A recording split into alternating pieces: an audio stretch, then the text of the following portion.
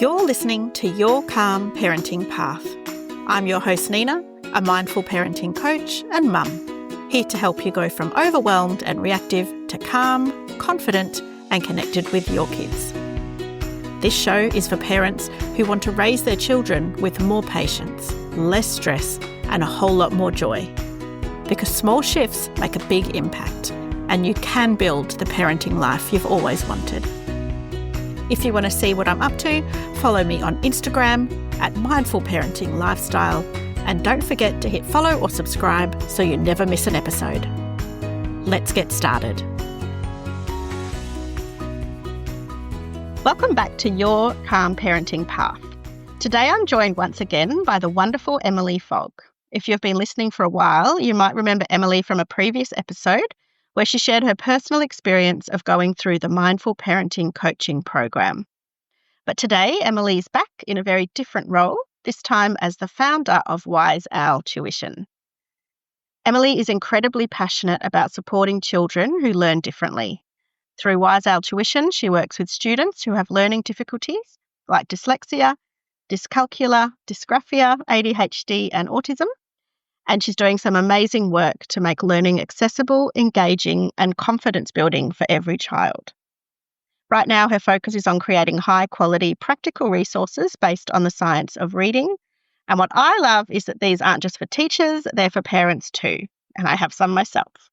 So if you've ever wondered how to support your child's learning at home or how to help build their confidence when school feels hard, this conversation is full of insight, encouragement, and simple, actionable ideas. Emily, I am so happy to have you back. Thanks again for joining me.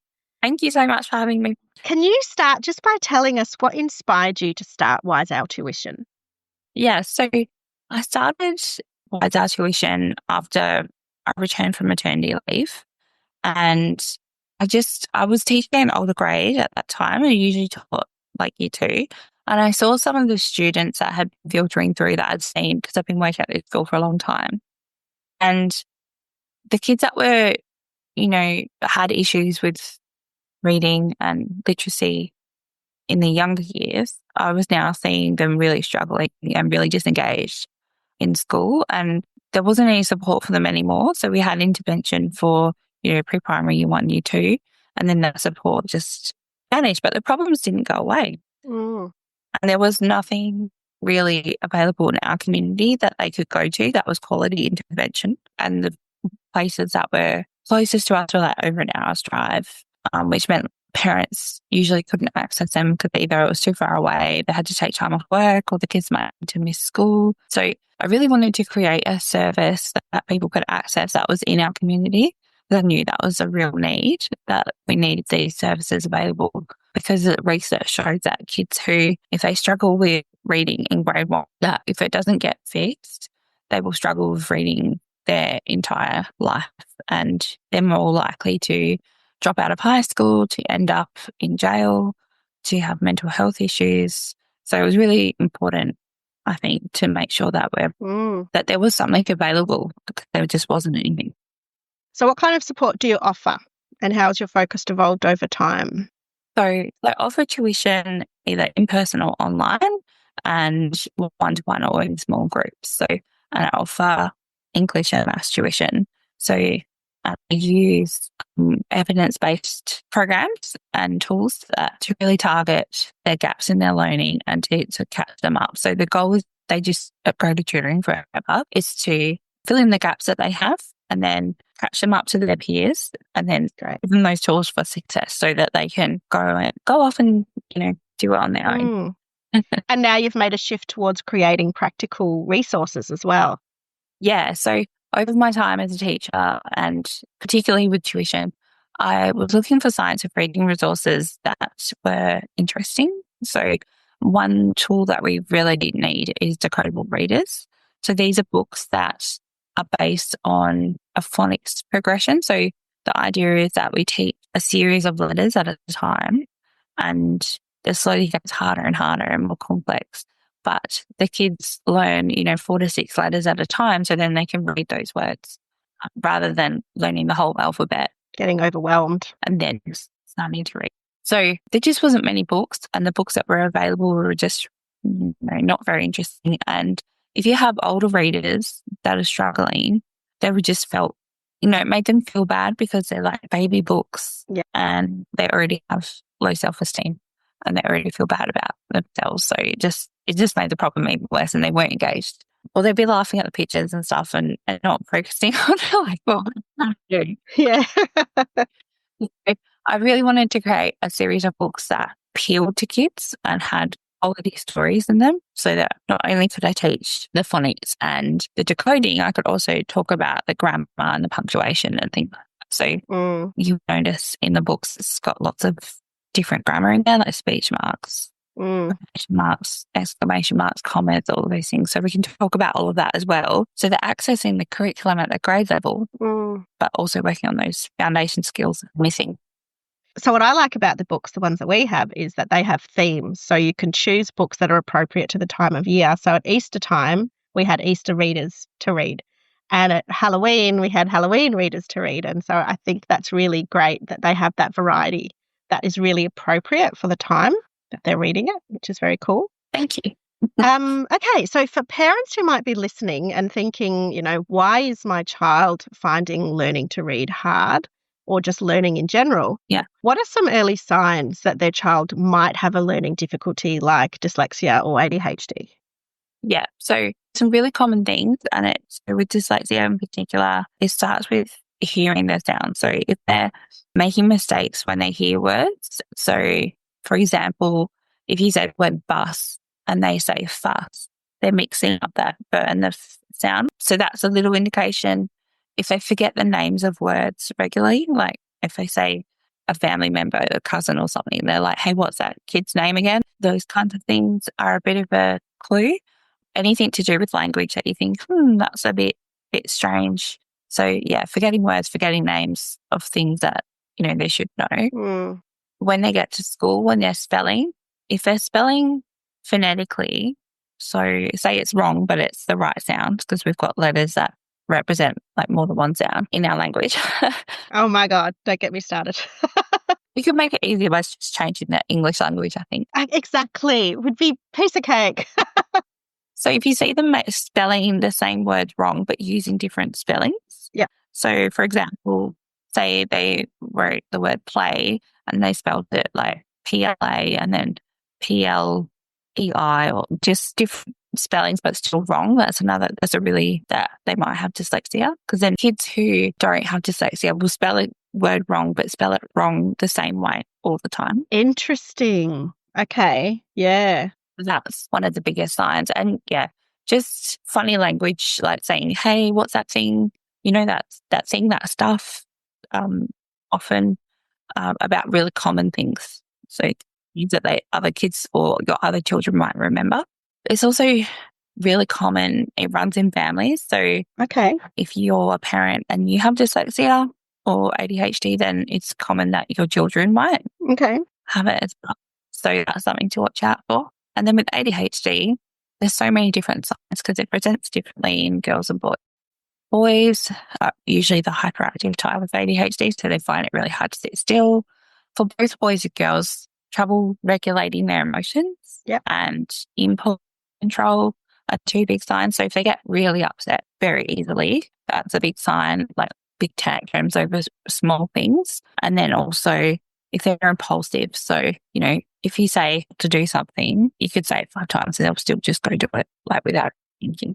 You can tell that it's not a deliberate action to be naughty. They just can't help themselves. Yeah. With that, the devil made me do it kind of, what mum would say, Yeah. Because I am ADHD and I remember constantly being told by my mum, don't touch this, don't do that when we're at the shops, because once I broke a crystal glass and mum had to pay for it. So no. even now, if we go shopping, she's like, Emily, don't touch that. And I'm like, Mum, I'm nearly 40. So it's just being aware of those types of things that can happen. Yeah. So if a parent suspects that their child does learn differently, what would you recommend as a first step? So first school age, talk to the teacher, ask the teacher what they think. Some teachers, we all have different training. So if you are concerned and your teacher's not, I would go either way, I would go and see your GP. Okay. Your GP can refer you to different services. So generally for all of any learning difficulty, you need to see a pediatrician and an educational psychologist. So first step is your GP, and then they'll do your referral. And it's really important to do it as early as possible because the wait lists are really long, in particular in Perth. So if you have suspicions that there might be something going on, I would get that referral, get on the wait list, because you can always cancel your appointment if you don't need it. Yeah. What mindset shifts can help parents better support their child who has a learning difficulty? So, so I think the biggest one is that it's not the end of the world, right? If your child has a learning difficulty, they will learn, they will be successful. It is absolutely not like I've had conversations with parents who think it's like a death sentence, like there's something terribly wrong with their child and life is just ended as they know it. And parents, you do go through that grieving process, but it's really not that bad.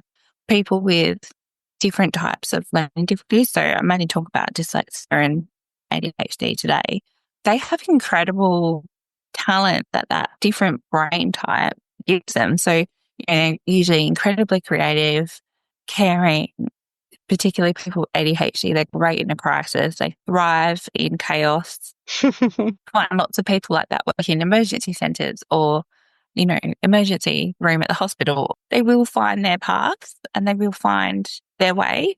And there's so many tools that they can use to be successful in school. Oh, that's beautiful, Emily. It's not the end of the world. And the gifts that your child is going to bring the world are going to be amazing regardless of any kind of challenge or learning difficulty that they might have. I think that's wonderful. Yeah. Yeah, thank you for that. I think that'll be really reassuring for parents out there that are feeling a little bit worried or concerned about their kids. Yeah. So kids sometimes will resist learning at home. Yes. Especially after school. Do you have any tips for how to keep it positive and stress-free for our families? Yeah, so I know it's really common and it's my own daughter. Just today we were doing playing with some letters and she was telling me that I'm not a teacher and I don't know what I'm talking about. Obviously. Yeah. So it is really hard. It is the challenge. So there's no point pushing it after school when they're tired and one's had a long day. And going back to mindful parenting, you're probably a bit stressed. If you've had a bad day, you've got to cook dinner, clean up the house, get baths and everything, and get the kids to bed. It's not a great time to be trying to do extra stuff. So I would suggest doing it in the morning. So I know mornings are busy as well, but just 5 or 10 minutes can make a huge difference. And that 5 or 10 minutes where everyone's fresh and calm is so much better than trying to do an hour after school when everybody's in a bad mood and you just are arguing. Yeah. You can do a lot in that time. That can really help. Short little sessions, if you did 5 or 10 minutes 5 times a week, that's great. That's all you need to do. Yeah. At home. That's really interesting. We're in our first year of homework for my son. He's in year 3. And I'm always trying to, when have you done your homework? Have you done your homework today? And I do find that if I ask him in the morning, he's more likely to want to do it as opposed to in the afternoon. So that's really cool. Yeah. So on top of that, can you share some simple, fun ways that parents can support literacy at home, even if they're short of time? Yeah. So there's lots of great games you can play. So with younger kids who are just starting school, you can play I Spy. So I Spy, starting with the sound at, at for Apple. Or if they even don't know that yet, you can do colours. Yeah. Because that's just getting oral language and naming things. And so I Spy, that's a really fun one. Doing nursery rhymes for kids who are younger is good. As they get older, playing silly sound games and making up silly rhymes or, kids love that. I think I did your webinar about how to add learning into the day without it being noticeable. I forget what the name was. And I remember sending you a video of my boys playing the rhyming game in the back of the car. Yeah. And they just were taking it in turns to think of words that rhyme with cat and then sat and then mat. And then we'd choose a different word like ball and call and haul. Yeah. And they love those games. They really get into them. And it does make car trips a lot quicker too. Yeah, it does. And it's a bit more fun than I Spy when there's nothing around, in Australia, it's just a boring straight road for ages. There's a tree. I've done tree, I've done sky, I've done grass. That's right. What else can I do? Yeah. So those games are really fun. And then, they're probably kids, they start making up nonsense words. And that's great, because we use nonsense words in science of reading. If a kid can read like cat, but they couldn't read a made up word with the similar letters, then that means that they've memorized that word rather than they're actually reading it. Interesting. Getting silly, doing all those fun games. I've got lots. If you are interested, I've got a course all about the science of reading. So you learn about, what's happening at school, what are the things that they're learning at school, because it is different from when we went to school. Yeah. So you learn very different. Everything you need to know, and it covers everything you need to know from like kindy up to about year 3. So you can help support if they're learning at home. It's got lots of good tools to use, lots of games, and it talks about all the different parts of reading. So reading is really complex, and people tend to think everybody should just be able to learn to read, like it shouldn't be an issue. But language is a human skill that we all have, but reading isn't. So reading needs to be really taught well. So we talk about like what is the science of reading, and then we break it down into all its different parts. So phonics and phonological awareness, which is kind of what we talked about, like hearing the sounds, talking about rhyming words, and there's other stuff as well. And then we talk about decoding, comprehension, and memory. So it really covers that beginning part of reading. And I think it's really helpful for parents, because one of the most common things that parents would say to me when they brought their kids to tutoring is like, I don't know how to help. Like I don't. So if you feel like that, this will give you all those answers. And I've done the program myself, and I really liked how it really explained. You've got an image which is like a rope twisted around each other, and it's saying that there's, all these different parts of English or of reading.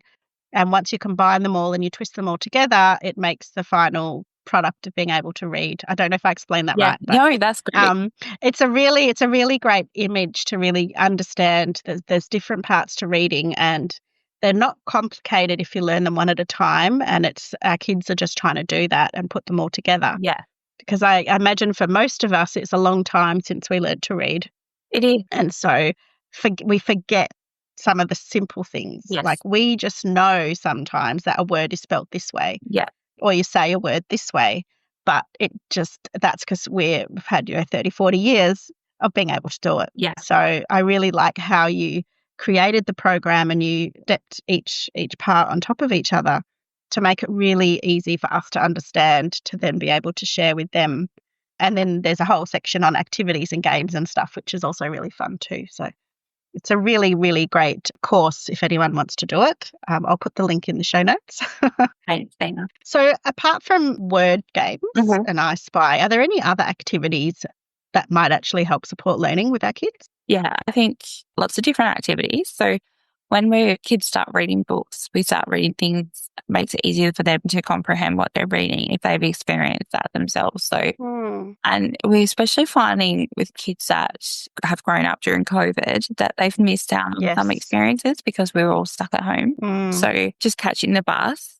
Some kids might have never caught the bus before, Wow. So if they're reading a story about catching the bus and they're asked questions about, the bus driver and the doors and, what you do when you go on a bus, it makes it really hard when they've never had that experience themselves. Yeah. So interesting. Yeah. So even just doing simple things like catching the bus, catching the train.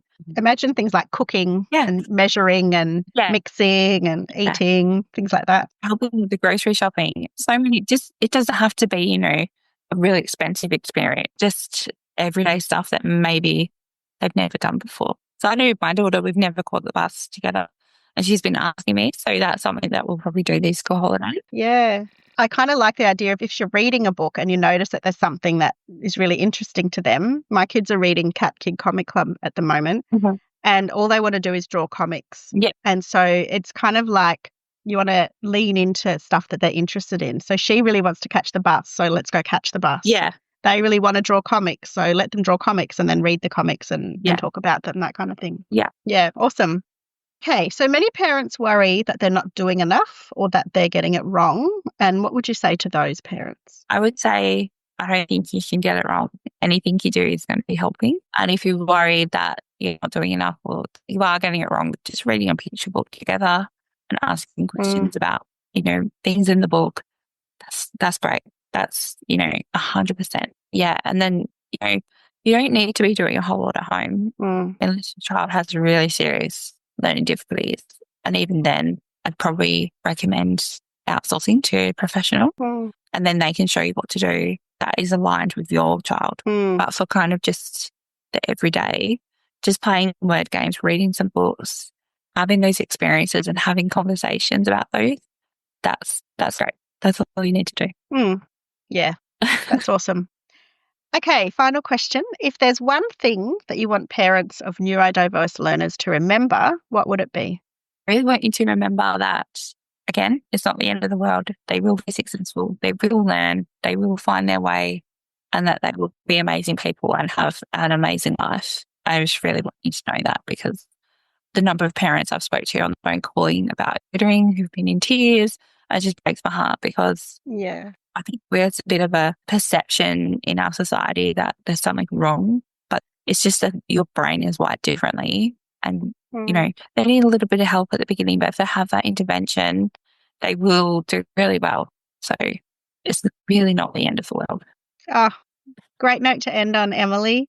I think that's such a great reminder. Thank you for your wisdom and your knowledge today. Thank you. It's been really nice to talk to you about these things. Where can people find you if they want to learn more about Wise Owl Tuition, or if they want to jump on your course or get some decodable readers? So just head to my website, which is wiseowltuition.com, and everything's there. So in the shop, you can find the course and you can find our decodable readers and any other products. Also got a blog with lots of different articles if you want to dive in there and have that out.